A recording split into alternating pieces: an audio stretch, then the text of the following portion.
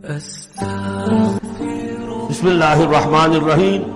انا انزلناہ فی لیلۃ القدر. یہ دیکھیے ضبط بڑا عمدہ چلا آ رہا ہے. پہلی وحی کے فوراً بعد ہم نے اتارا ہے اس کو لیلۃ القدر میں. یہ جو معاملہ ہے قمری راتوں کا، اسی لیے یہ کہا گیا ہے کہ لازم نہیں ہے کہ وہ طاق راتیں ہی ہوں، آخری عشرے میں تلاش کرو. ہاں زیادہ امکان جو ہے وہ طاق میں ہے اور وہ 27ویں میں ہے، لیکن وہ 27ویں میرا اپنا گمان یہ ہے کہ وہ 27ویں مکہ اور مدینہ کا 27ویں اس کے حساب سے. واللہ اعلم. انا انزلناہ فی لیلۃ القدر، ہم پڑھ چکے ہیں پہلے انا انزلناہ فی لیلۃ مبارکہ. انا انزلناہ فی لیلۃ القدر، اس میں قدر سے مراد کیا ہے؟ قدر کی رات. بعض حضرات نے تو بڑی آسانی کی ہے کہ ترجمے میں کہہ دیا ہم نے اسے شب قدر میں نازل کیا. ظاہر بات ہے کہ ترجمے میں تو آسان ہے، لیل کی جگہ شب کا لفظ لے آئیے، اس کے ساتھ قدر کے لفظ کو جو کا تو رکھ دیجئے. یہی وجہ ہے کہ اردو میں ترجمہ کرنا، اردو میں درس دینا قرآن کا بہت آسان ہے. لیکن کوئی ایسی اجنبی زبان ہو کہ جس کے الفاظ سرے سے مناسبت نہ رکھتے ہو عربی زبان کے الفاظ کے ساتھ، وہاں بہت مشکل ہو جاتا ہے. اب اگر آپ انگریزی میں ٹرانسلیٹ کریں گے اس کو، تو آپ کو کوئی مفہوم معین کرنا پڑے گا، کوئی ایک لفظ سلیکٹ کرنا پڑے گا. آپ قدر کے لفظ کو تو وہاں پر ریٹین نہیں کر سکتے، تو بہت مشکل ہو جائے گا ان زبانوں میں. چونکہ ہماری زبان جو ہے اس میں تو اکثر و بیشتر اصطلاحات جو ہیں وہ تو قرآن مجید کی جوں کی تو منتقل ہو گئی. تقویٰ کا لفظ ہے تو جوں کا تو ہے، ایمان کا لفظ ہے تو جوں کا تو ہے. اس اعتبار سے اردو میں ترجمہ یا اردو میں درس قرآن دینا بہت آسان ہے. لیکن کسی اور زبان میں کہ جس کا کوئی بھی ربط نہ ہو اردو کے ساتھ، عربی کے ساتھ، فارسی کے ساتھ، بہت مشکل ہے. اس قدر سے مراد کیا ہے؟ اس کے ضمن میں 3 آراء ہیں کہ جو ملتی ہیں. 2 بہت مشہور ہیں، تیسری ذرا ایک شاذ رائے ہے، لیکن یہ کہ بہرحال وہ بھی میں چاہتا ہوں کہ آپ کے علم میں آ جائے. قدر سے مراد ایک تو یہ ہے کہ یہ تقدیر الامور، یہ رات وہ ہے کہ جس میں 1 سال کے لیے مقادیر اور تقدیروں کا تعین ہو جاتا ہے. اگرچہ ایک لفظ میں نے استعمال غلط کر دیا اس جملے میں، تعین تو وہ ہو چکا ہے ازل میں. اللہ تعالیٰ کے علم ازلی میں تو وہ چیزیں پہلے سے موجود ہیں. کب کس وقت کس شے کو ظہور پذیر ہونا ہے، کب کس وقت کس جگہ کون سا واقعہ ظاہر ہوگا. لیکن یہ ہے کہ وہ تو اللہ کا علم قدیم ہے. علم کی حد تک وہ علم قدیم ہے، وہ تو ہمیشہ سے شے جو ہے موجود ہے اللہ کے علم قدیم میں. لیکن یہ کہ ہر سال کا معلوم ہوتا ہے کہ جیسے ہمارے ہاں ایک مفہوم ہے، بجٹ سیشن ہے، سال بسال کچھ چیزیں معین کی جاتی ہیں. اس اعتبار سے ہر سال یہ ایک شب آتی ہے کہ جس میں اس سال سے متعلق امور فرشتوں کے حوالے کر دیے جاتے ہیں. اس اصل جو ہے ام الکتاب سے یوں سمجھ لیجئے، ام الکتاب اب یہاں میں لفظ استعمال کر رہا ہوں، اللہ تعالیٰ کا علم قدیم. اللہ تعالیٰ کے علم قدیم میں جو چیزیں معین ہیں، جو آنے والے سال کے لیے جو حالات، حوادث، واقعات جو بھی ظہور پذیر ہونے ہیں، ان کے بارے میں اللہ کے جن فیصلوں کی تنفیذ ہونی ہے وہ حوالے کر دی جاتی ہیں فرشتوں کے کہ وہ ان کو تنفیذ کریں. یہ گویا کہ تقدیر کی رات ہے لیلۃ القدر، یعنی وہ رات جس میں تقدیر الامور، تمام معاملات جو ہیں ان کا معاملہ طے کر دیا جاتا ہے. اور اس کی تائید ہوتی ہے وہ سورہ دخان کی آیت سے فیہا یفرق کل امر حکیم. اور اس آیت میں جو لفظ آیا وہ بہت پیارا آیا، یفرق. اس رات میں ہر بات جو پختہ ہے وہ جدا کر دی جاتی. فرق کے معنی جدا کرنا، فرق علیحدہ کر دینا. فرق کے معنی ہے کسی شے کے ٹکڑے کر دینا، وہ فرق ہوگا. فرقوا دینہم، انہوں نے اپنے دین کے ٹکڑے کر دیے. کسی شے کو، کسی جز کو کل سے جدا کرنا، یہ فرق ہوگا. تو معلوم ہوا فیہا یفرق کل امر حکیم. میں آج سوچ رہا تھا تو انگریزی کا ایک لفظ بہترین ذہن میں آیا، ایشو ہو جانا. ایک شے ایشو کر دی جاتی. اب یہ آرڈرز ایشو ہو گئے، طے ہے علم قدیم میں. اللہ تعالیٰ کا وہ علم قدیم جو ازلی ہے اس میں تو وہ چیزیں ہیں، لیکن اس سال کے لیے وہ آرڈرز ایشو کر دیے گئے. فیہا یفرق کل امر حکیم امرا من عندنا، ہمارے پاس سے ان معاملات کا معاملہ جو ہے فیصلہ ہوتا ہے. کوئی اور طاقت نہیں ہے فیصلہ کرنے والی، وہ فیصلے ہمارے ہی ہیں، ہمارے ہی پاس سے وہ فیصلے جو ہیں صادر ہوتے ہیں. لیکن یہ کہ اس شب میں لیلہ مبارکہ اسے کہا گیا، انا انزلناہ فی لیلۃ مبارکۃ انا کنا منذرین فیہا یفرق کل امر حکیم امرا من عندنا انا کنا مرسلین. وہ ہمارے پاس سے وہ فیصلے جو ہیں وہ صادر ہو کر اور حوالے کر دیے جاتے ہیں. گویا کہ آپ جیسے کہتے ہیں آرڈر ایشو ہو گئے، آپ کے تبادلے کے یا آپ کی ترقی کا جو حکم ہے ایشو ہو گیا. تو یہ گویا کہ یہ 1 سال کا معاملہ. اور اس کے ساتھ ہی نوٹ کر لیجئے قرآن حکیم میں معلوم ہوتا ہے کہ اللہ تعالیٰ کے ہاں سے یہ فیصلے جو ہیں قضاء و قدر کے اور جو بھی اللہ کے احکام ہیں ان کی تنفیذ، تدبیر امر، اس کے لیے بھی کئی لیولز معین ہیں۔ چنانچہ سورہ سجدہ میں جو فرمایا گیا ہے وہ تو یہ ہے کہ 1000 سال کا معاملہ طے ہو جاتا ہے۔ یدبر الامر من السماء الى الارض ثم يعرج الیہ فی یوم کان مقدارہ 1000 سنۃ مما تعدون۔ تمہاری تعداد اور تمہاری گنتی اور تمہارے حساب اور تمہاری تقویم سے جو 1000 سال بنتے ہیں، اللہ تعالیٰ کی تدبیر امر اس کے حساب سے ہوتی ہے، اور پھر اس کی تکمیل کے بعد پھر ملائکہ جو ہے اس کی جو رپورٹ ہے وہ لے کر اللہ تعالیٰ کے حضور میں حاضر ہوتے ہیں۔ یہ کہا جا سکتا ہے کہ جیسے ہم یہ سمجھتے ہیں کہ 7 آسمان ہیں، ان 7 آسمانوں کے ساتھ اللہ تعالیٰ کا یہ جو تدبیر امر کا معاملہ ہے کہ جو سمائے دنیا ہے اس پر وہ سالانہ ایشو ہو رہے ہوں احکام قضاء و قدر کے، اور وہی ہے کہ جو پھر اس سال کے دوران ان کی تنفیذ ہو جاتی ہے۔ اور اگر اس سے آگے 100 برس کی کوئی پلاننگ ہے تو وہ دوسرے کہیں آسمان پر ہو، اور اس سے اوپر اگر کوئی 1000 برس کی پلاننگ ہے تو وہ اس سے کہیں اوپر کے آسمان پر ہو، اور اگر اس سے اوپر 10,000 برس کی کوئی پلاننگ ہے تو اس سے اوپر کے آسمان پر ہو۔ یہ سارے معاملات ہیں، ممکن ہیں یہ عالم امر کی وہ باتیں ہیں جن کو صحیح طور پر سمجھنا ہم صرف اشارات کے حوالے سے کوئی دھندلا سا تصور قائم کر سکتے ہیں کہ قرآن ایک طرف یہ بھی کہہ رہا ہے یدبر الامر من السماء الى الارض ثم يعرج الیہ فی یوم کان مقدارہ 1000 سنۃ مما تعدون۔ سورہ معارج میں یہ بھی ہے تعرج الملائکۃ والروح الیہ فیہا، اس میں فی یوم کان مقدارہ 50,000 سنہ، 50,000 برس کا بھی ایک دن ہے اللہ کا۔ تو ہو سکتا ہے کہ ان تمام مختلف درجہ بدرجہ جو تدبیر امر کے فیصلے اللہ کی طرف سے حکمت الہی اور علم الہی سے جن چیزوں کا کہ ایشو ہو رہا ہو، جس کے کہ احکام صادر ہو رہے ہوں، وہ بھی درجہ بدرجہ ہو، اور یہ جو ہے سمائے دنیا پر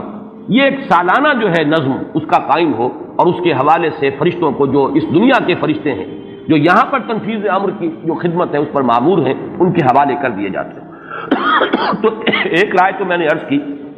کہ قدر سے مراد تقدیر، کہ یہ رات جو ہے تقدیر الامور کی رات ہے، تمام جو امور ہیں ان کے مقادیر، ان کی تعیین، ان کے بارے میں اللہ تعالیٰ کے احکام جو ہے ان کا ایشو ہو جانا۔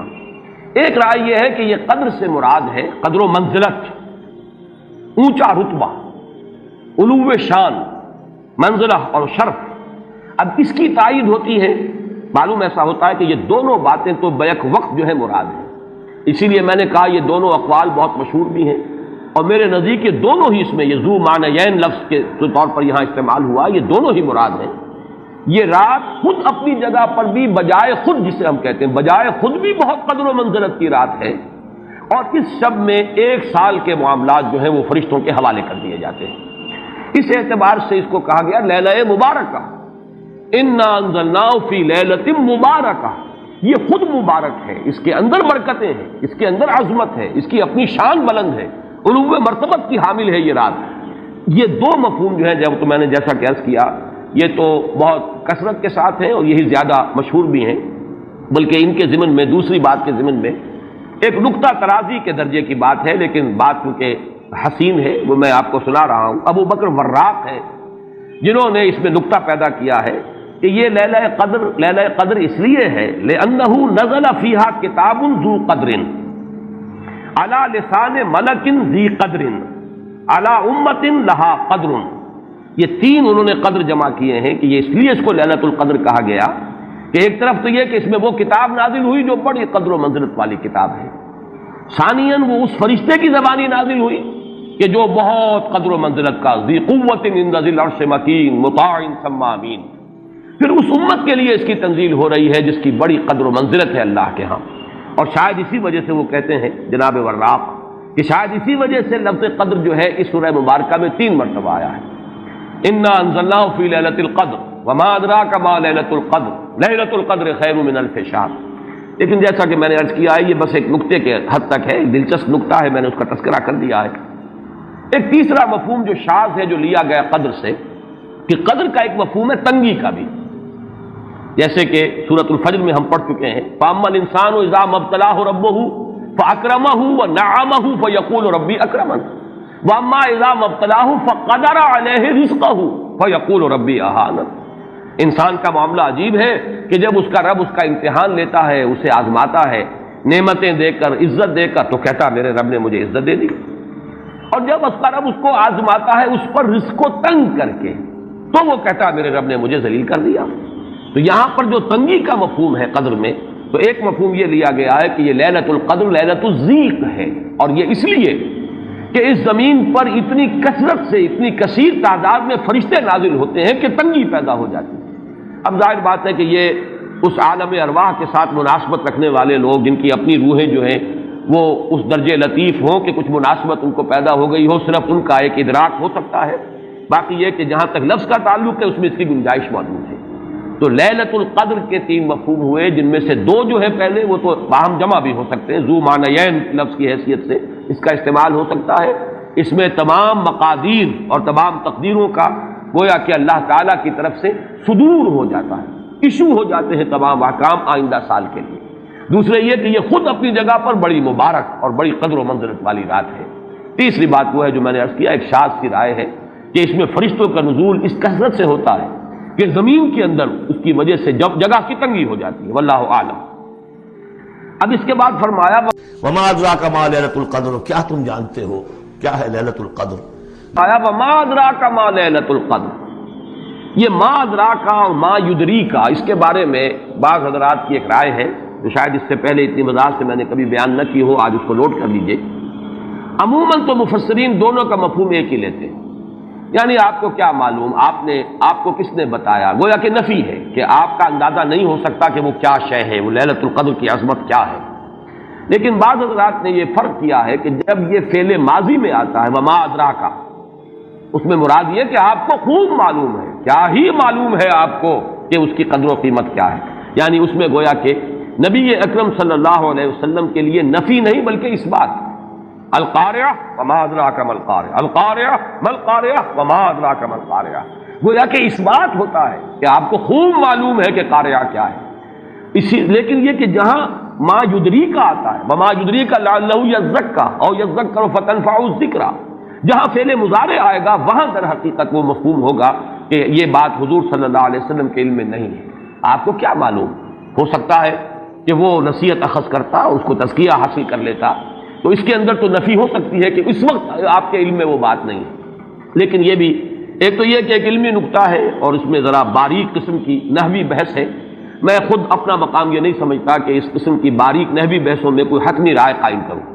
دوسرے یہ کہ اس سے ہماری حد تک کوئی فرق واقع نہیں ہوتا،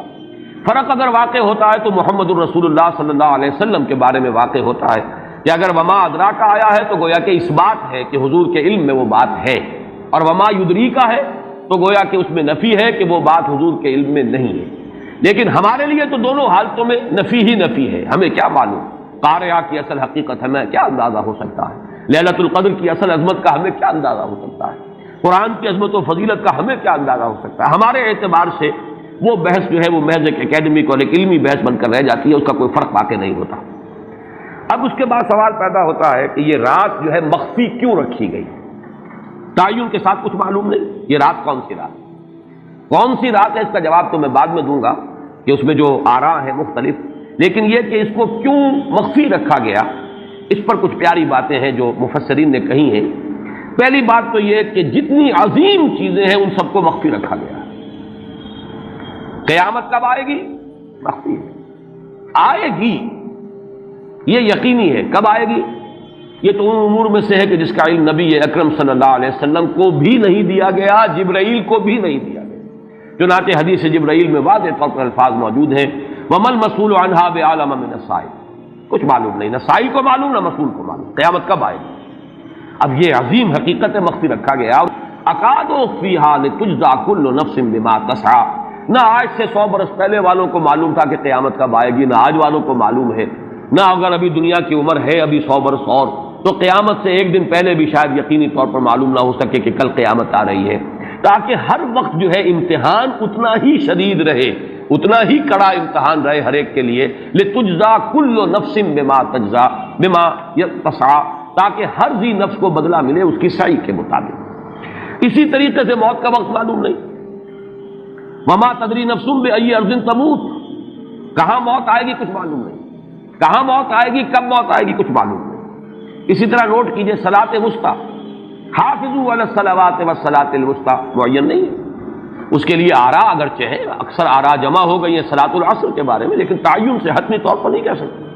یہ رائے بھی ہے کہ کوئی بھی معین نہیں، تمام نمازیں جو ہیں وہ صلاۃ وسطیٰ کے حکم میں ہیں۔ بہترین نماز، کوشش کرو کہ پوری محافظت کرو، صرف نماز کی نہیں، بہترین نماز کی۔ ہر نماز تمہاری بہترین نماز ہونی چاہیے، ہر روز روز عید ہو، ہر شب شب برات۔ اگر اللہ تعالیٰ کے ساتھ کوئی قلبی ربط ہے تو ہر دن جو گزر رہا ہے وہ روز عید ہے، اور ہر شب جو گزر رہی ہے وہ شب برات ہے۔ لیکن اگر وہ کہ انسان کو غفلت اس کے قلب پر طاری ہے تو وہ عید کا دن بھی اس کے لیے ایک عام دن ہے، اور شب برات بھی اس کے لیے ویسی ہی ایک رات ہے جیسی کہ ہر روز آتی ہے اور چلی جاتی ہے۔ اس اعتبار سے اس کو بھی خاص جو ہے معین نہیں کیا گیا صلاۃ وسطیٰ کون سی ہے۔ اسی طرح بعض روایات میں جو آتا ہے اس میں اعظم، اللہ کا ایک نام ایسا ہے کہ اس کے واسطے سے اللہ سے جو بات مانگی جائے وہ رد نہیں ہو، لیکن وہ کون سا نہیں بتایا گیا۔ اقوال ہیں، اندازے ہیں، حی و قیوم پر زیادہ، الحی القیوم پر زیادہ لوگوں کا جو ہے وہ اجماع ہوا ہے، لیکن یہ کہ یقین سے نہیں کہہ سکتے۔ تو اسی میں اس کو بھی نوٹ کر لیجئے کہ اس کو مخفی رکھا گیا ہے لیلۃ القدر کو۔ لوگ زیادہ سے زیادہ محنت کریں، زیادہ سے زیادہ مشقت کریں، اس کے لیے جو بھی اس کی قدر و منزلت سے کسی درجے میں آگاہ ہے، وہ اگر معین ہی ہو جاتا کہ ایک شب یہ ہے تو پھر تو سب کے سب اس رات میں محنت کر لیتے، باقی راتیں جو ہیں وہ پھر سونی اور ویران گزرتی۔ لیکن یہ کہ مطلوب یہ ہے کہ زیادہ سے زیادہ راتیں آباد ہوں، زیادہ سے زیادہ راتوں میں ذکر ہو، عبادت ہو، دعا ہو، اس لیے اس کو مخفی رکھا گیا۔ یہ حکمت ہے۔ اس میں بھی ایک عجیب نقطہ ہے جو امام راضی رحمۃ اللہ علیہ نے بیان کیا ہے، اور حوالہ اگرچہ نہیں دیا اس حدیث کا، لیکن ایک روایت کے حوالے سے بات بیان کی ہے کہ اس کے ظاہر نہ کرنے میں بھی اللہ کی ایک شفقت اور رحمت ہے بندوں کے حق میں، اس لیے کہ اس کی قدر جتنی زیادہ ہے اتنی ہی اس کی ناقدری پر سزا ہوگی۔ اگر معلوم ہو کہ یہ شب ہے اور اس کی ناقدری کو انسان کرے تو گویا کہ پھر وہ اتنا ہی زیادہ مورد عقاب اور مورد سزا بن جائے گا۔ اس کے لیے ایک بڑا پیارا واقعہ نقل کیا امام راضی نے کہ حضور صلی اللہ علیہ وسلم حضرت علی رضی اللہ تعالی عنہ ایک روز مسجد میں داخل ہوئے، ساتھ ہی آئے ہیں، دیکھا کہ ایک شخص سو رہا ہے، نماز کا وقت ہو چکا تھا۔ حضور نے حضرت علی سے فرمایا کہ اسے جگا دو، اسے ہوش میں لے آؤ تاکہ یہ وضو کرے، نماز کے لیے تیاری کرے۔ حضرت علی نے امتثال امر کیا، جا کر جگا دیا۔ لیکن پھر ایک سوال کیا حضرت علی نے کہ حضور آپ تو خود نیکی کے کاموں میں بہت سبقت فرمانے والے ہیں، سباق بالخیر یہ لفظ ہے، سبقت کرنے والے بہت کثرت کے ساتھ، تو آپ نے یہ جو ہے یہ کام خود کیوں نہیں فرمایا، اور مجھے کیوں اس کے لیے آپ نے حکم دیا؟ آپ خود بھی اسے جگا سکتے تھے۔ آپ نے فرمایا کہ تم اس کی حکمت کو سمجھ لو، میرے جگانے پر اگر وہ نہ جاگتا اور انکار کر دیتا تو کفر ہو جاتا اس کے حق میں، اور تمہارے جگانے پر اگر کوئی تساہل سے بھی وہ کام لیتا تو وہ کفر نہ ہوتا۔ تو یہ ایک فرق ہے کہ اللہ تعالیٰ کی طرف سے ایک شفقت ہے کہ حضور صلی اللہ علیہ وسلم جگاتے اور کسی درجے میں وہ انکار کر دیتا۔ کبھی ایسا بھی ہوتا آدمی نیند میں ہے اور وہ کہتا جاؤ جاؤ مجھے آرام کرنے دو، تو اگر میرے ساتھ یہ معاملہ ہوتا تو وہ کفر کے درجے کو پہنچ جاتی بات، لیکن اگر تمہارے ساتھ یہ معاملہ ہو بھی جاتا تو اس درجے شدید نہ ہوتا۔ گویا کہ حضور نے اس شخص پر شفقت کے اعتبار سے یہ شکل اختیار کی کہ خود نہیں جگایا، بلکہ یہ کہ حضرت علی رضی اللہ تعالیٰ عنہ کو حکم دیا کہ اسے جگا دو۔ تو یہ نقطہ کہ لیلۃ القدر کے اخفاء میں یہ بات بھی ہے کہ اگر اس کو عیاں کر دیا جاتا، معین کر دیا جاتا، تو پھر جو لوگ اس سے غافل رہتے پھر وہ بہت سخت ناقدری کا ارتکاب کرتے اور بڑی سزا کے مستوجب ہو جاتے۔ اب چھٹی بحث ہے کہ وہ رات کون سی ہے۔ اگرچہ ایک رائے شاذ یہ بھی ہے کہ وہ رمضان سے باہر کی رات بھی ہو سکتی ہے، لازم نہیں ہے کہ رمضان ہی کی کوئی شب ہو۔ اس میں چونکہ بعض حضرات نے ایک روایت کی وجہ سے یہ جسے ہم شب برات کہتے ہیں، لیلۃ البرات، یہ شعبان کی 15ویں شب، درمیانی شب، اور اس کے بارے میں ایک روایت موجود ہے حضرت عائشہ صدیقہ رضی اللہ تعالی عنہا کی کہ رات کے وقت ان کی آنکھ کھلی اور وہ باری آپ ہی کے پاس شب باسی کی تھی، حضور کی، تو حضور موجود نہیں تھے، تو تشویش ہوئی کہاں گئے۔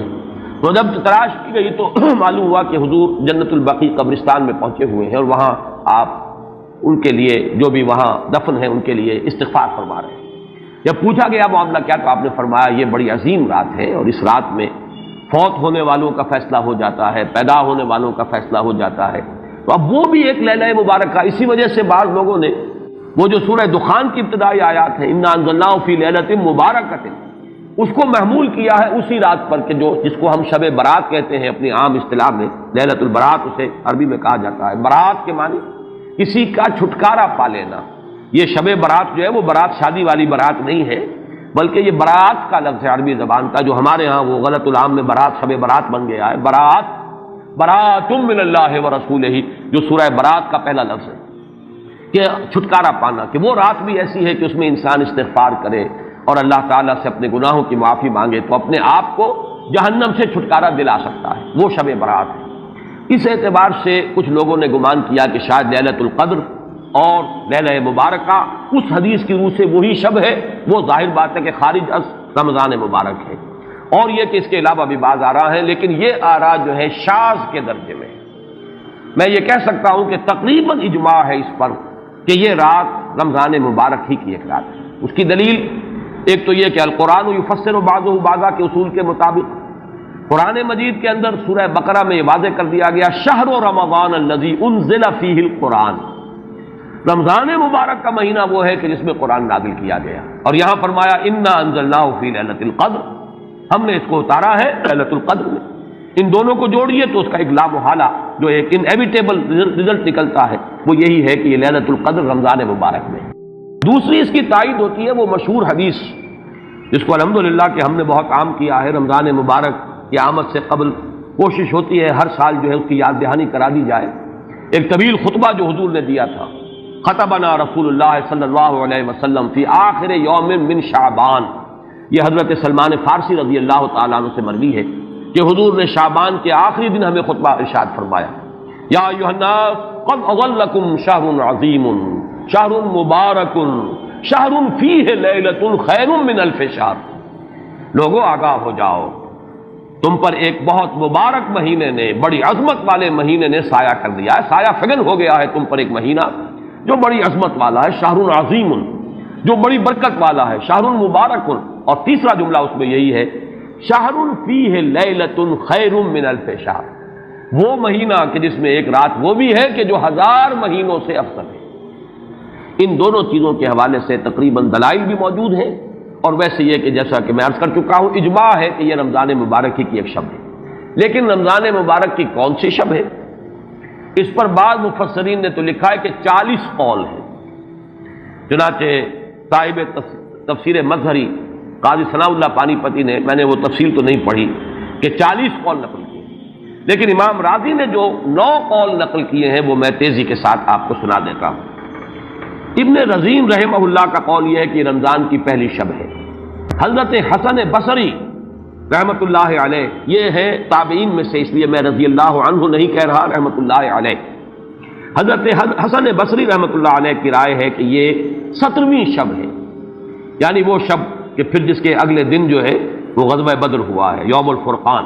حضرت انس رضی اللہ تعالی عنہ مرفوعاً روایت کرتے ہیں کہ یہ 19ویں شب ہے۔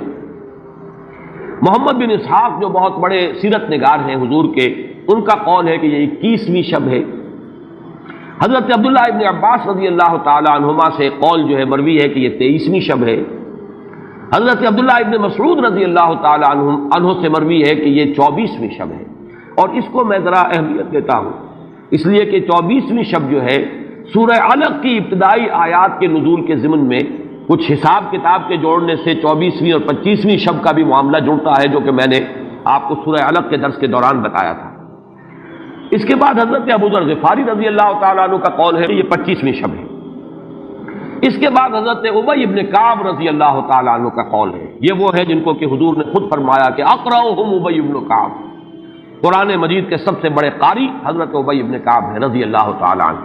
اور ان کے بھی سینے پر آپ نے تھپکی دی تھی۔ ایک سوال کیا آپ نے کہ سب سے عظیم سورت کون سی ہے، اور جب انہوں نے صحیح جواب دے دیا سورہ فاتحہ، تو پھر یہ کہ اس پر حضور نے تھپکی دی کہ تمہیں اللہ تعالیٰ نے بہت صحیح مناسبت عطا کی ہے علم کے ساتھ۔ ان کی اور صحابہ میں سے بہت سے لوگوں کی رائے،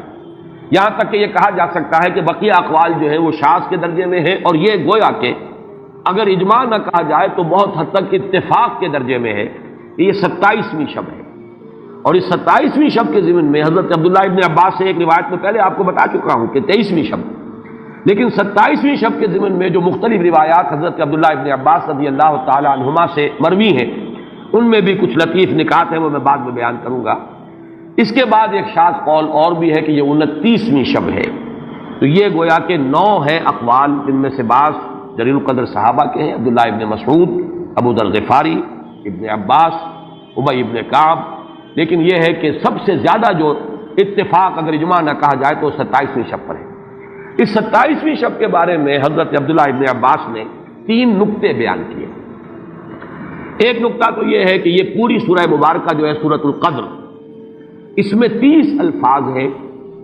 اور ان 30 الفاظ میں سے 27واں لفظ ہے ہیا حتی مطلع الفجر، یہ 27واں ہے۔ اس کے اعتبار سے گویا کہ انہوں نے ایک ربط قائم کیا ہے کہ یہ 27ویں شب ہے۔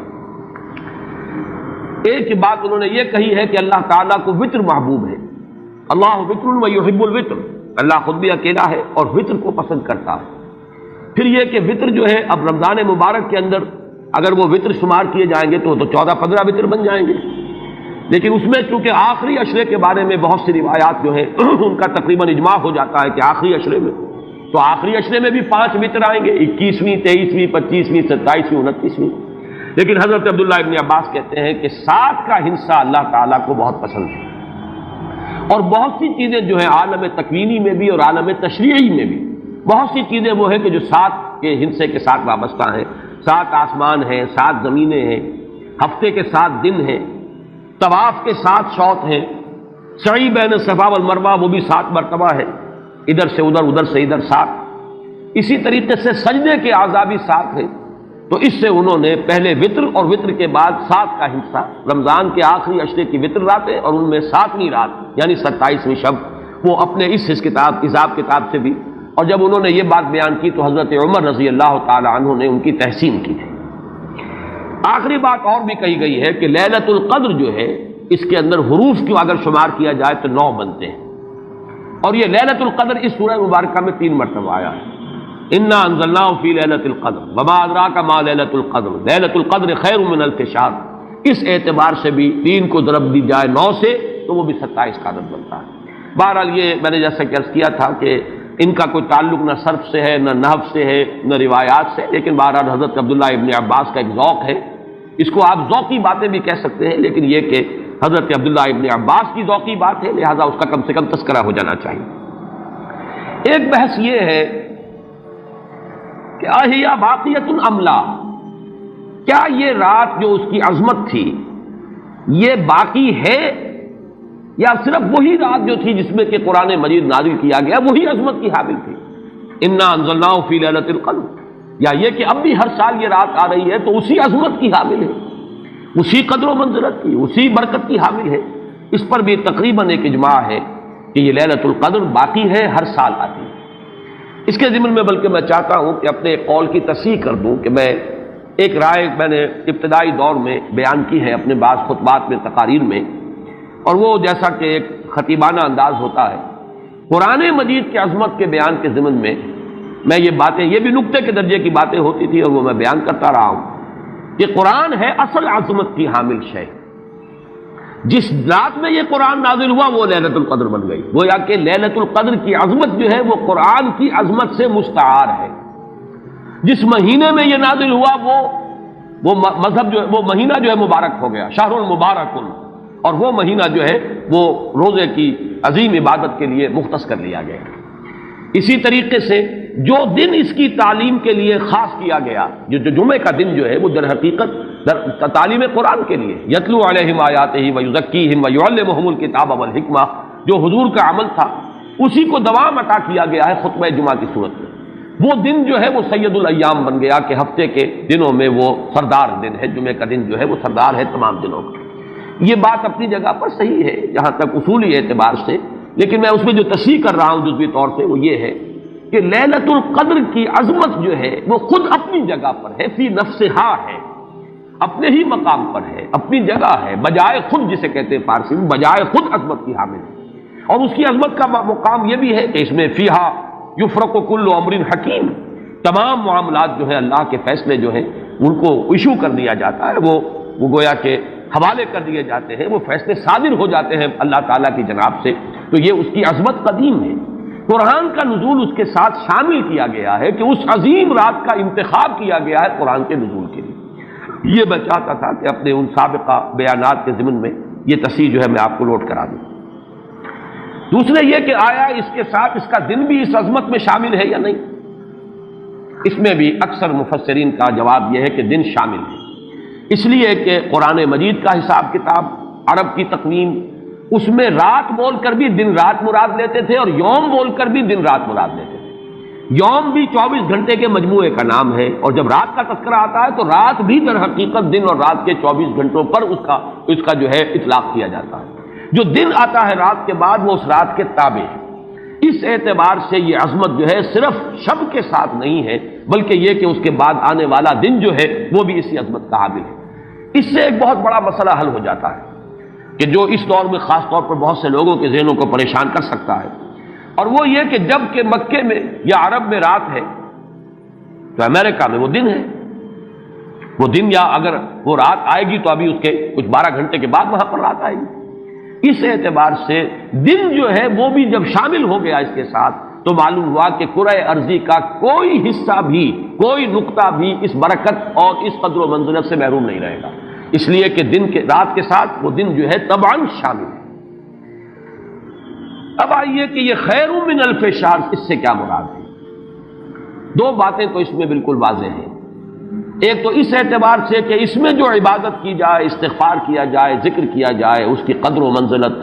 اس کے لیے ایک تعبیر ہے، جو انداز اسلوب بیان اختیار کیا گیا وہ یہ ہے، اس سے مراد وہ 1000 مہینے جو ہے گنتی کے 1000 مہینے نہیں ہیں۔ اس کو جن لوگوں نے حساب کر کے 83 برس اور کچھ مہینے نکالے ہوئے تو وہ در حقیقت یہ حساب کتاب نہیں ہوتا۔ عربی زبان میں کہیں 100، کہیں 70، کہیں 1000، یہ کثرت کی تعبیر کے لیے آتے ہیں۔ تو معلوم ہوا کہ بہت زیادہ اجر و ثواب ہے عبادت کا، دعا کی قبولیت کا بہت قوی امکان ہے اس شب مبارک میں، اور یہ کہ تقرب الی اللہ کے لیے انسان کوئی کوشاں ہو تو اس کی پیش رفت جو ہے اس شب میں جو ہے وہ بقیہ دنوں اور بقیہ راتوں کی نسبت سے بہت زیادہ ہوگی۔ اس میں جو ایک اشکال پیدا ہوتا ہے ذہن میں کہ آخر کیا سبب ہے کہ بعض خاص جو دن ہیں یا بعض خاص مہینے ہیں ان کی جو خاص جو فضیلت ہے، تو اس کو میں سمجھتا ہوں کہ بہت عمدگی سے ہمارے مفسرین نے سمجھایا ہے کہ عالم مادی میں بھی ہم یہ چیز دیکھتے ہیں کہ مناسبت ہوتی ہے۔ کوئی فصل ہے گندم کی، اب آپ اگر اس کو غلط موسم میں اگر بو دیں گے تو آپ کا بیج بھی ضائع ہو جائے گا۔ مناسبت ہے، صحیح وقت ہے اس کا، اسی میں اگر وہ فصل جو ہے وہ بوئی جائے گی تو وہ مثمر ہوگی، اس سے آپ کو فصل حاصل ہو جائے گی۔ لیکن اگر آپ نے غیر وقت میں وہی بیج بہترین ہو، دانہ عمدہ سے عمدہ ہو، زمین اچھی سے اچھی ہو، لیکن یہ کہ موسم اگر آپ نے غلط چن لیا ہے تو گویا کہ مناسبت جو ہے اوقات، دنوں، ایام، راتوں، مہینوں، سالوں، ان کے جو بھی ایک خاص مناسبت ہے نیکی کے ساتھ، خیر کے ساتھ، عالم امر کے ساتھ، روحانیت کے ساتھ، عالم ارواح کے ساتھ، اس کو ہم قیاس کر سکتے ہیں کہ جیسے موسموں اور دنوں کا معاملہ ہے اسی طریقے سے اس عالم ارواح کے اندر اور روحانی عالم کے اندر بھی کچھ ایام ہیں، کچھ دن ہیں، کچھ مہینے ہیں جن کی خصوصی مناسبت ہے۔ چنانچہ رمضان مبارک کا مہینہ ہے، اسی طریقے سے یہ لیلۃ القدر ہے، اس کے اندر جو ہے قدر و منزلت اللہ نے جو رکھی ہے وہ اس کی ایک خصوصیت ہے جس کو ہم ظاہر بات ہے کہ عالم امر کی اشیاء جو ہیں کما حق ہو تو ان کا ادراک اور شعور ہم اس وقت اس زندگی میں اس دنیا میں حاصل نہیں کر سکتے، لیکن اس کی طرف اس تمثیل کے ذریعے سے کچھ نہ کچھ جو ہے رہنمائی ہو جاتی ہے۔ جیسے کہ قرآن مجید کی عظمت کما حق ہو، جیسے کہ وہ عظمت ہے، کما ہیا کسی انسان کے لیے ممکن نہیں کہ اس کا ادراک اور شعور کر سکے، لیکن مثال دی گئی لو انزلنا هذا القرآن على جبل لرأيته خاشعا متصدعا من خشية الله وتلك الامثال نضربها للناس لعلهم يتفكرون۔ یہ مثالیں ہم بیان کر دیتے ہیں لوگوں کے لیے کہ جو معاملات، جو امور، جو لطیف حقائق ان کے ادراک و شعور سے ماوراء ہیں، بلندتر ہیں، اس کا کوئی اجمالی اور کوئی مبہم خاکہ تو ان کے ذہن میں آ ہی جائے ایک تمثیل کی مدد سے۔ اس اعتبار سے اس مادی عالم میں بھی جو موسموں کے اثرات اور ان کی مناسبت یا عدم مناسبت کسی کام کے ساتھ ہے، اس کے حوالے سے ہم سمجھ سکتے ہیں کہ اللہ تعالیٰ نے خاص گھڑیاں، خاص ساعات، جیسے فرمایا گیا کہ جمعے کے دن ایک خاص ساعت ایسی ہے، اب دیکھیے اس کو بھی شمار کر لیجئے، وہ بھی مخفی رکھی گئی ہے کہ وہ ساعت کون سی ہے۔ ایک خاص ساعت ہے کہ اگر کوئی شخص دعا کرے گا اس گھڑی میں تو وہ رد نہیں ہو، لیکن اسے خفیہ رکھ دیا گیا۔ بعض حضرات کے خیال میں دونوں خطبوں کے درمیان جو وقت ہو جبکہ امام بیٹھتا ہے یہ وقفہ ہے وہ خاص ساعت، بعض حضرات کے نزدیک وہ نماز کے ادا ہونے سے لے کر عصر تک کا وقفہ ہے۔ لہذا بہت سے حضرات کو آپ نے دیکھا ہوگا کہ وہ جمعے کے روز نماز جمعہ ادا کرنے کے بعد سے عصر تک مسجد میں قیام کرتے ہیں، ذکر اور تلاوت اس میں مشغول رہتے ہیں۔ بعض حضرات کے نزدیک اس سے مراد ہے اذان ہونے سے نماز کے ادا ہو جانے تک، اذا نودی للصلاۃ من یوم الجمعۃ فاسعوا الی ذکر اللہ وذروا البیع اور فاذا قضیت الصلاۃ فانتشروا فی الارض، ان دونوں کے مابین جو وقت ہے وہ گویا کہ اس کا، لیکن اس کو بھی مخفی رکھ دیا گیا۔ وہ جو میں نے کچھ لسٹ گنوائی تھی، یہ عظمت والی چیزوں کو اللہ نے چھپایا ہے، اسے مخفی رکھا ہے، اسی میں اس کو بھی شامل کر لیجئے کہ ایک گھڑی ہے جمعے کے دن، ایک وقت ہے، ایک ساعت ہے، اس میں جو دعا کی جائے قبول ہو جائے گی۔ اسی طریقے سے یہ لیلۃ القدر ہے، اسی طریقے سے اور مختلف چیزیں۔ تو لیلۃ القدر خیر من الف شہر تنزل الملائکۃ والروح فیہا باذن ربہم من کل امر، نازل ہوتے ہیں فرشتے اور الروح، اگرچہ الروح کے بارے میں اس کا مصداق کیا ہے بہت سے اقوال ہیں، لیکن یہاں پر اکثر و بیشتر مفسرین جو ہے متفق ہیں کہ یہاں مراد حضرت جبرائیل علیہ الصلوۃ والسلام، فرشتوں میں ان کے چونکہ ایک خاص مقام ہے، بہت اونچا ان کا مقام ہے، کہا جا سکتا سید الملائکہ، تمام فرشتوں کے وہ سردار ہیں۔ یہی وجہ ہے کہ وہی ہے قرآن کے نازل کرنے والے، یہ عظیم اللہ کا پیغام جو ہے، نوع انسان پیام آخری حامل او رحمت للعالمین، تو اس کے لانے والے بھی جو ہے وہ فرشتوں میں، جیسے کہ میں نے وہ آیات آپ کو اس سے پہلے بھی سنائی کہ انہ لقول رسول کریم ذی قوت عند ذی العرش مکین مطاع ثم امین۔ اب یہ ساری مدح جو ہو رہی ہے، تعریف ہو رہی ہے حضرت جبرائیل علیہ السلام کی، تو یہ گویا کہ عطف الخاص علی العام کی ایک مثال ہے۔ تمام ملائکہ، الملائکہ بہت سے ملائکہ، اور یہاں پہ اس سے اندازہ کیجئے کہ معلوم ہوتا ہے بہت کثیر تعداد میں ملائکہ ہیں جن کا نزول ہوتا ہے۔ وہ جو میں نے قدر کا ایک مفہوم بیان کیا گیا تھا کہ اتنے ملائکہ آتے ہیں کہ زمین پر جگہ نہیں رہتی، اور لیلۃ القدر سے مراد لیلۃ الضیق ہے کہ ملائکہ کے لیے اس کا، چونکہ ابھی حال ہی میں مجھے تجربہ ہوا ہے کہ جب ہم نے طواف وداع کیا ہے تو وہ ہم نے دیکھا ہے ضیق کی وہ کیفیت جو ہے، وہ تنگی کہ وہاں پر جگہ جو ہے آدمی کا سانس لینا مشکل ہو جاتا ہے، اس درجے تنگی۔ تو اب یہ تو ایک عالم مادی کا ضیق تھا جو ہم دیکھا ہے، جس کا ہمیں تجربہ ہو گیا۔ عالم ارواح میں فرشتوں کا ضیق کہ اتنے فرشتے نازل ہو جائیں کہ ان کو تنگی محسوس ہو، ان کو اپنے لیے جگہ نہ مل رہی ہو زمین پر، تو یہ بھی ایک مفہوم ہے۔ تنزل الملائکۃ والروح، نازل ہوتے ہیں فرشتے اور جبرائیل، بالخصوص حضرت جبرائیل علیہ الصلوۃ والسلام، فیہا اس شب میں، بِإِذْنِ رَبِّهِمْ مِنْ كُلِّ أَمْرٍ سلام،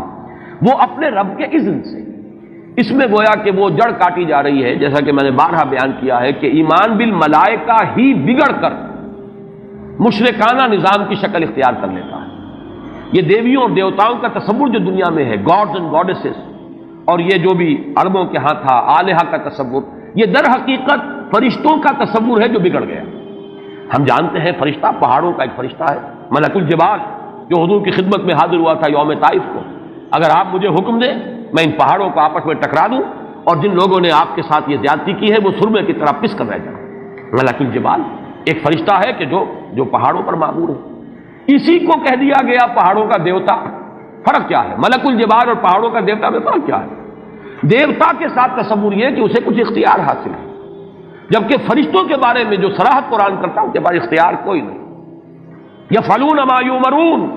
وہ وہی کچھ کرتے ہیں جو جس کا انہیں حکم دیا جاتا ہے۔ لا یعصون اللہ ما امرهم ویفعلون ما یؤمرون، وہ اللہ کے کسی حکم کی نافرمانی نہیں کرتے، وہی کرتے ہیں جس کا ان کو حکم ہوتا ہے۔ اور وہ آیت جو میں نے پہلے بھی آج سنائی ہے، حضرت جبرائیل نے حضور کے اس شکوے یا گلے کے جواب میں جو بھی کہا، اپنی وضاحت پیش کی، ما نتنزل الا بامر ربک، اے نبی، اے محمد صلی اللہ علیہ وسلم، آپ کا شوق اپنی جگہ، لیکن ہم نازل نہیں ہو سکتے آپ کے رب کے اذن کے بغیر، آپ کے رب کے حکم کے بغیر، ہمارا اختیار نہیں ہے۔ اور وہ مقام اس اعتبار سے عظیم ترین مقام ہے قرآن مجید کا، ضربۃ السلام ہے، لہو ما بین ایدینا وما خلفنا وما بین ذالک، اللہ ہی کا اختیار ہے اس پر بھی جو ہمارے سامنے ہے، اللہ کے اختیار میں ہے وہ بھی جو ہمارے پیچھے ہے، اور اللہ کے اختیار میں وہ بھی جو ان دونوں کے مابین ہے۔ اب ان دونوں کے مابین کیا ہے؟ میرے آگے یہ سب کچھ ہے، میرے پیچھے یہ سب کچھ ہے، میرے آگے اور پیچھے کے مابین کون ہے؟ میں ہوں۔ گویا کہ ملائکہ بالکل اللہ کے اختیار میں، ان کا کوئی اختیار جو ہے اپنا نہیں ہے، اگرچہ بہت ملائکہ مقربین ہے، مقام بہت بلند ہے، نوری مخلوق ہے۔ چنانچہ مسلم شریف میں حضرت عائشہ صدیقہ رضی اللہ تعالیٰ عنہا سے روایت موجود ہے کہ اللہ نے فرشتوں کو نور سے پیدا کیا، نوری الخلق، نوری الاصل، پھر یہ کہ مقربین، اللہ کے بہت قریب قرب رکھنے والے، لیکن اختیار نہیں، جو حکم ملتا ہے۔ بس یہ بات پیش نظر رہے تو ایمان بالملائکہ جو لازم ہے، ہمارے ایمانیات کا جزو لا ینفک ہے، آمنت باللہ و ملائکتہ و کتبہ و رسلہ والیوم الآخر والقدر خیرہ و شرہ من اللہ تعالی والبعث بعد الموت۔ ایمان باللہ کے فوراً بعد ایمان بالملائکہ ہے، لازم ہے۔ لیکن یہ کہ ذرا سا دیکھیے بال برابر ادھر سے ادھر ہو جانے سے وہ جو ہے کہ رفتم کے خارج پاکشم محمل نہا شد از نظر، یک لحظہ غافل گشتم و 100 سال راہم دور شد۔ ایک لحظے کی غفلت جو ہے وہ 100 سال کی دوری ڈال دیتی ہے راستے کے اندر، ایک لحظے کی ذرا سی یہ لغزش جو ہے، اگر ان ملائکہ کے بارے میں یہ تصور قائم ہو جائے کہ یہ بھی صاحب اختیار ہے تو ٹھیک ہے، پھر کچھ دنڈوت ہونی چاہیے،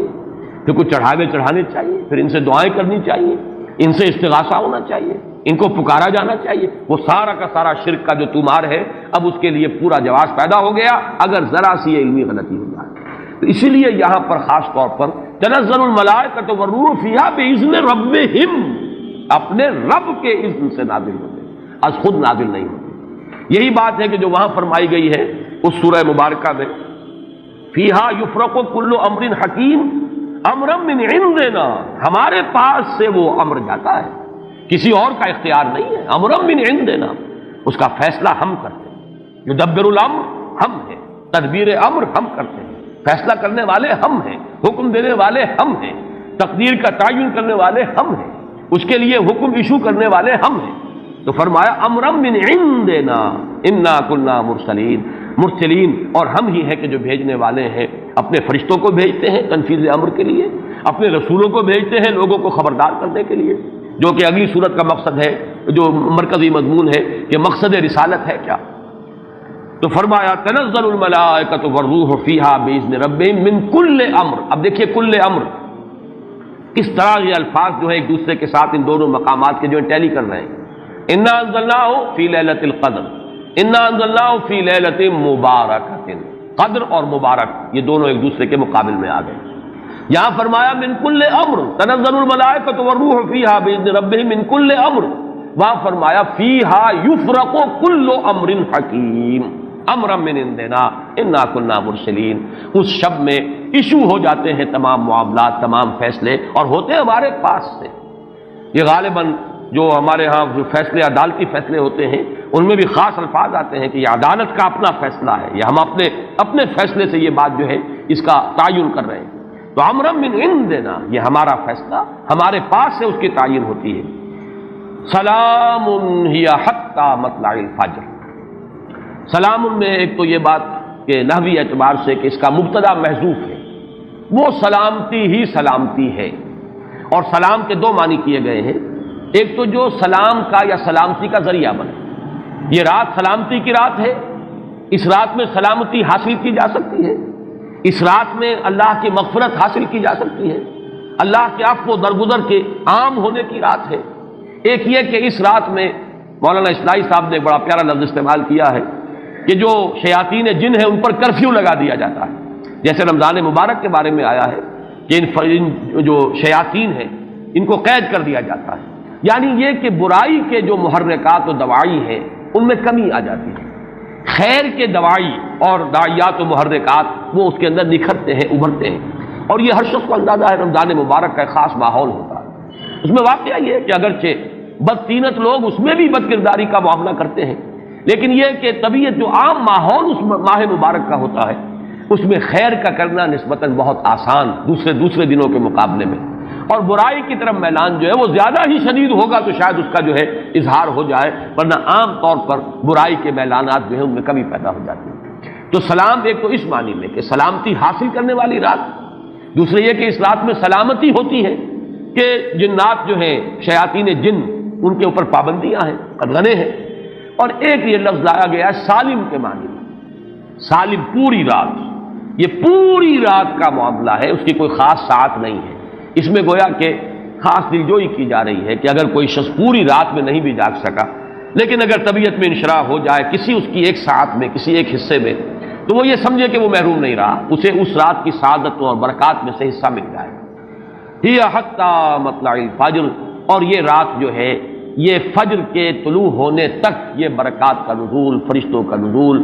خیر و سعادت، سلامتی کا حصول، یہ تمام چیزیں جو ہیں اس رات کے آخری جو سرحد ہے مطلع الفجر، طلوع فجر تک یہ تمام کیفیات برقرار رہتی ہیں۔ اللہ تعالی ہم سب کو یہ لیلہ قدر اور لیلہ مبارکہ جو ہے اس کی برکات سے اور اس کی قدر و منزلت سے اور اس کے خیرات و حسنات سے متمتع ہونے کی توفیق عطا فرمائے۔